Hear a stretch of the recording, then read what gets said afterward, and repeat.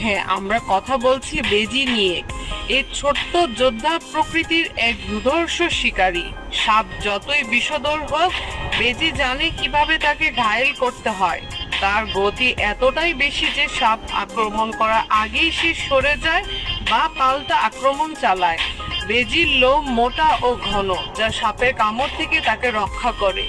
আর সবচেয়ে আশ্চর্যের ব্যাপার, তার দেহে রয়েছে সাপের বিষ প্রতিরোধ করার প্রাকৃতিক ক্ষমতা। এই কারণেই অনেক সময় বিষ খাওয়ার পরেও সে দিব্যি লড়াই চালিয়ে যায়। বেজি সোজাসুজি সাপের মাথা বা গলায় আঘাত করে, ঠিক দুর্বল জায়গায়। এই টার্গেটেড আক্রমণই তাকে জয়ী করে তোলে। এটা শুধুই বেঁচে থাকার লড়াই নয়, এটা বুদ্ধি, গতি আর সাহসের এক রোমাঞ্চকর যুদ্ধ। সাপ বনাম বেজি মানেই প্রতিটি সেকেন্ডে থ্রিল।